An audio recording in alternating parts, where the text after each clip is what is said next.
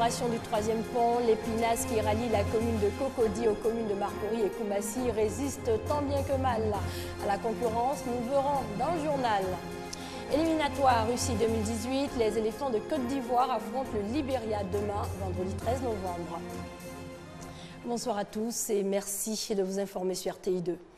On pourrait les appeler les survivants du troisième pont, ces hommes qui rallient en pinasses la commune de Cocody aux communes de Marcory et Koumassi. En effet, un an après l'inauguration du troisième pont, le secteur de la traversée en pinasses résiste tant bien que mal à la concurrence. Alexis Ouedraogo.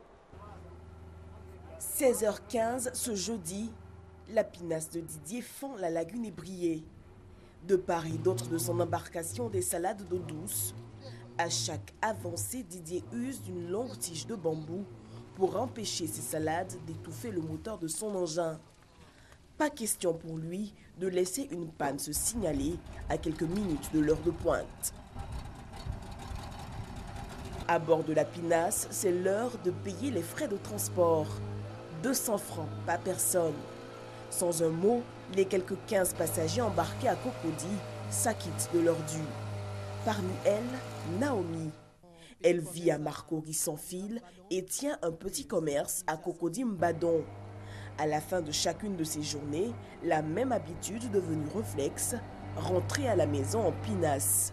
Mon petit commerce à la rivière Mbadon, donc c'est à 100 fil, donc ça me revient vraiment moins cher. On prend le pont à 500, aller-retour 1000 francs. Là, c'est 800 par jour. Il y a un autre truc qui est encore moins cher par rapport à ça, je prends ça. Comme Naomi, plusieurs autres passagers des pinasses restent insensibles aux autres possibilités de traverser la lagune ébriée. Moi, je suis un homme de chantier. Mais l'endroit là où ça raccourcit, bon, je préfère prendre là-bas. Voilà pourquoi je prends le pinasse. Si nous prenons par la pinasse, c'est plus rapide de vaquer à ces occupations, surtout si vous avez des activités dans cette zone. Si vos activités tournent un peu loin au plateau et tout, on peut prendre par le nouveau pont. C'est juste 200, on prend. Et puis bon, ça va vite quoi. Avec la mise en service du pont Henri Konan-Bédian en décembre de l'an dernier, plusieurs pinassiers avaient craint pour leurs revenus. Même si les chiffres ont connu une légère baisse, l'activité, semble-t-il, résiste. Bon, avant, à la descente, on pouvait atteindre au moins 90 à 100 000. Si ça donne bien, même maintenant, ça balance entre 80 à 70. C'est que ça rapporte. Le truc à rapporte. Quand tu es toi-même un propriétaire, ça rapporte. Voilà. Parce que tous les éléments qui travaillent dedans s'en sortent. De quoi faire même rêver certains jeunes travailleurs au compte des propriétaires de pinasses. À l'exemple de ce jeune passeur qui se fait appeler Caïman. Venu au métier 10 ans plus tôt, il rêve aujourd'hui de pouvoir se mettre à son propre compte. Moi, à la longue, personnellement, je vais créer mon bateau pour que je puisse stabiliser moi-même et puis ma famille. La traversée de la lagune ébriée à Binas, sous le regard du troisième pont, pourrait donc avoir encore de très beaux jours. La drogue est une réalité en Côte d'Ivoire. Sa consommation fait chaque année de nombreuses victimes. Selon la cellule formation de la direction de la police des stupéfiants et des drogues, 222 fumoirs et 178 plants de cannabis ont été détruits en 2014. L'Organisation mondiale de la santé propose comme solution la prise en charge des toxicomanes. Des experts sont à Abidjan depuis hier. Ils réfléchissent à l'élaboration d'un guide.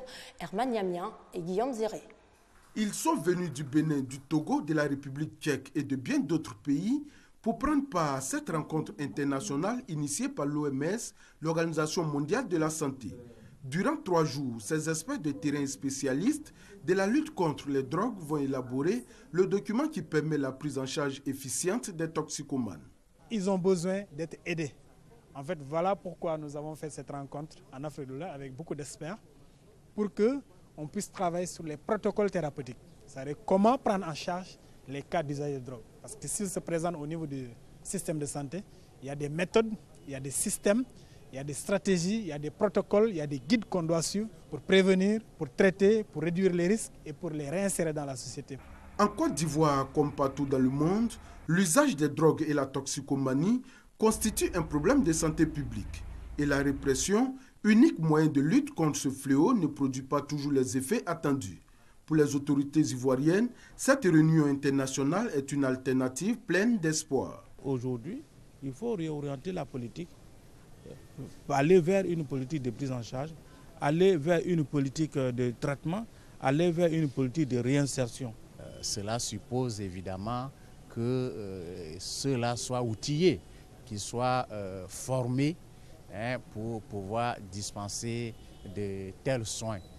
Il faut que les médicaments nécessaires à la prise en charge soient également disponibles.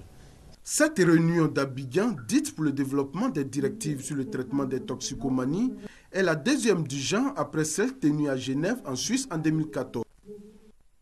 Direction l'Inde où 75% de la population est privée de médicaments de base. La couverture santé universelle, une promesse de campagne en 2014, peine à voir le jour.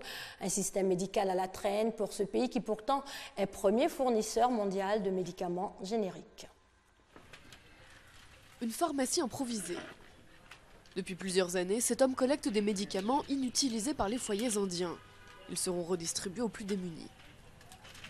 Un homme qui dort dans la rue, mange et vit là, comment peut-il se procurer des médicaments? Ça m'a choqué. Il y a des médicaments dans chaque maison.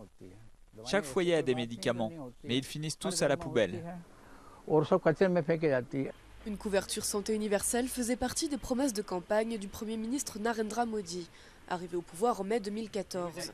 Pourtant, 65% de la population n'a toujours pas accès aux médicaments de base. Dans les hôpitaux publics et les dispensaires comme celui-ci, les soins sont gratuits. Mais il n'y a pas assez de médicaments. Et face à l'afflux de patients, les consultations sont souvent bâclées. Le temps d'examen dans les hôpitaux du gouvernement serait de 20 secondes en moyenne. Ils vont tellement vite. L'Inde consacre 1% de son PIB à la santé publique. C'est moins que le Sri Lanka ou le Bangladesh. Les ménages sont souvent obligés de payer de leur poche. Face aux critiques, le gouvernement promet des mesures fermes. Le système doit pouvoir garantir la disponibilité de ces médicaments. Les réserves ne devraient pas être épuisées. Donc nous devrions sanctionner la direction des hôpitaux si ces médicaments ne sont pas disponibles. C'est le seul moyen. Paradoxe, alors que le système médical de l'Inde reste à la traîne, le pays est l'un des plus gros exportateurs de génériques dans le monde, avec des ventes en hausse régulière. Retour en Côte d'Ivoire, les cantines s'est prouvé jouent un rôle important dans l'amélioration du rendement des élèves. De 2010 à 2011, le taux d'échec était de 53% pour les enfants non pensionnaires. Les choses se sont améliorées depuis. De plus, la phase pilote d'un projet d'appui initié par l'ONG Ivoire Développement Durable vient de s'achever. L'heure est au bilan. Nous Sangaré et Pargassoro connaît. Accroître la capacité en vivre des cantines scolaires. C'est l'objectif de ce projet d'appui à 10 groupements de femmes. Pour la phase pilote du projet, 5 directions régionales de l'éducation nationale et de l'enseignement technique ont été retenues. La direction régionale de l'éducation nationale et de l'enseignement technique d'Abidjan 4, celle d'Azopé, d'Aboasso, de Tiassalé et de Dabou. Pour l'extension de ce projet, un atelier bilan est initié. C'est un projet qui est satisfaisant. Donc le but, c'est maintenant de partir de ce projet pilote pour le dupliquer dans la plupart des régions. Lorsqu'on appuie les groupements, nous avons des résultats au niveau de la production locale. Et cette production locale permet aux groupements de s'autonomiser, mais aussi de fournir un repas chaud aux enfants. Cet atelier bilan a permis de démontrer la pertinence du projet au regard d'excellents résultats et impacts positifs. Grâce à ce projet, nous avons reçu des formations en techniques culturelles, en élevage, en alphabétisation. Aujourd'hui, nous connaissons le projet goutte à goutte. Ce projet a permis à nos enfants d'être assidus au cours et d'avoir de bons résultats scolaires. Les cantines scolaires jouent un rôle prépondérant dans la vie des élèves.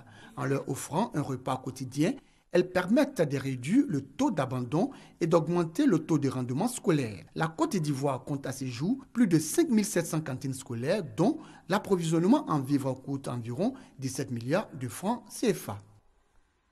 L'ONG Femmes Battantes remet 5 550 000 francs CFA à 50 femmes. Cette initiative permettra notamment à ces femmes d'être financièrement autonomes. Patrick Assamoah et Herman Niamia.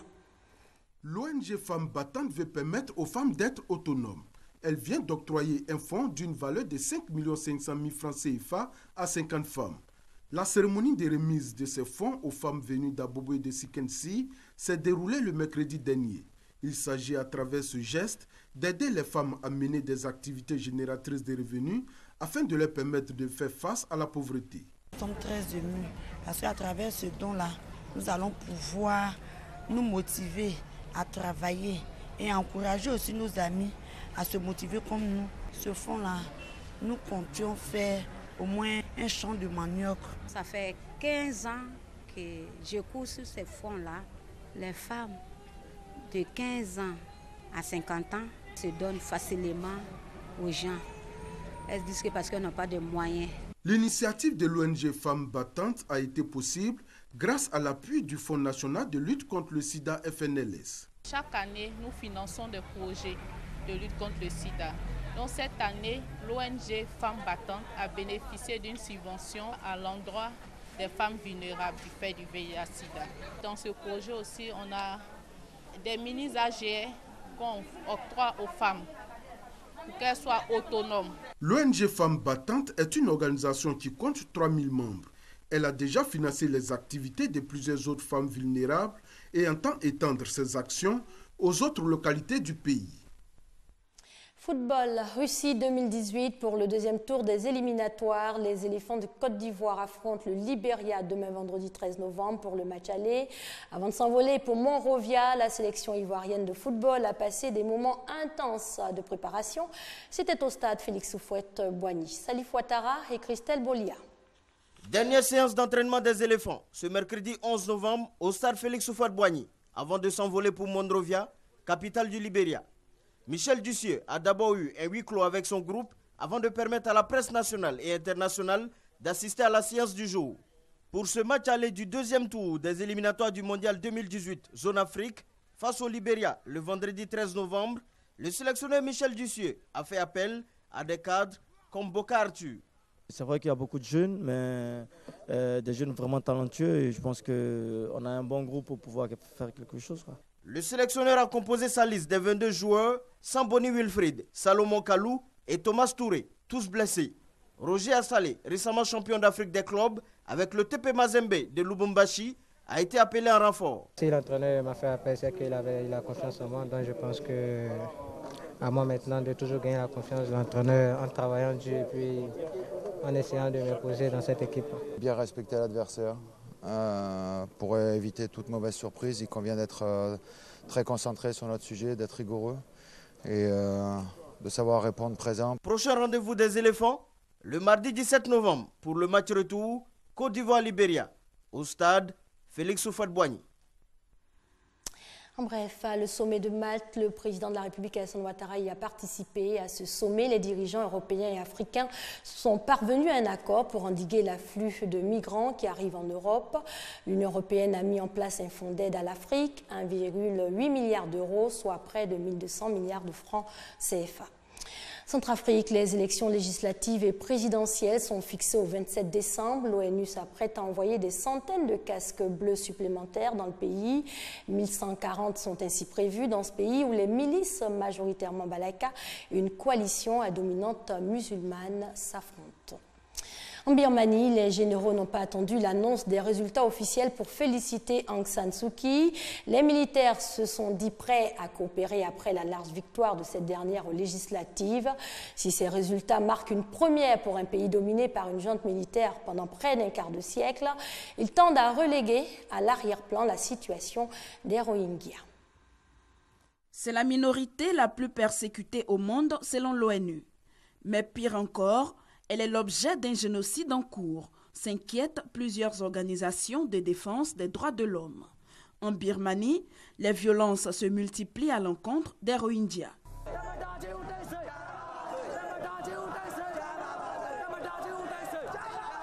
Villages incendiés, population massacrée, droits bafoués, les Rohingyas sont dans le viseur des bouddhistes depuis des décennies. À la tête du mouvement 969, fer de lance de la guerre aux Rohingyas est moine bouddhiste, Ashin Viratu. S'ils sont trop nombreux, ils deviendront comme l'État islamique. C'est pour cela que je dois protéger ce pays. Du côté du gouvernement, ils ont pris la bonne décision. Ils n'utilisent plus le mot Rohingya. Ils disent que ce sont des immigrants illégaux. Des immigrants illégaux, pas si sûrs, plutôt des apatrides. Selon les historiens, les Rohingyas partagent avec les Rakhines la région de l'Arakan à l'ouest de la Birmanie depuis toujours. Ils se seraient convertis à l'islam au 8e siècle et après plusieurs affrontements avec les bouddhistes, les autorités birmanes ont décidé de leur arracher la nationalité en 1982. Même si Aung San Suu Kyi a évité le sujet pendant sa campagne, tous s'accordent pour dire que c'est l'un des dossiers chauds sur lesquels est attendue la dame de Rangoon, égérie de la démocratie en Asie, prix Nobel de la paix en 1991, dont le parti est en passe de remporter les législatives. Très bonne soirée sur les antennes de l'RTI, la marque du service public.